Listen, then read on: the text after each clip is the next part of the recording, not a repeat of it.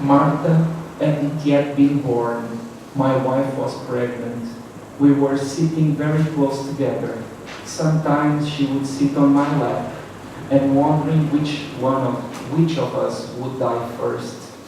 It was an anxiety that afflicted us. There were other insoluble conversations, which like this one would return every once in a while. A lot of time might go by without us having it, months, years, but when we returned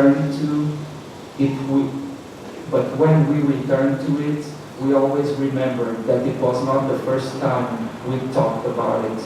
It was an anxiety that existed underground and that never completely disappeared.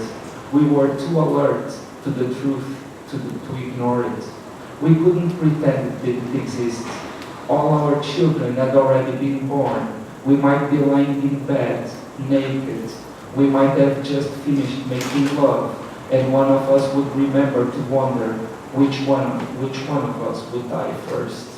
And then we also thought about our children. It would be very hard for us to leave them. We weren't sure they would manage themselves on their own. We were afraid they would be incapable, that they would need us and we wouldn't be there. Marta, Maria, Francisco, and even Simão. And we thought about what it would be like to die and leave the other, to be left alone. And how long would we be apart? Months? Years? How many years? Life would be left to the one who survived the other. I was already very sick, without enough peaceful time to say anything. It was one afternoon. My wife brought me food that I couldn't eat. I couldn't eat anything.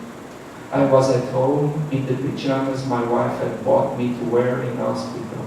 For months, I'd spend all my time in pajamas, thin, my hair frail, and I wanted to sit up in bed.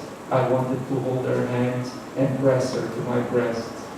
It was one of the last things I said in total consciousness.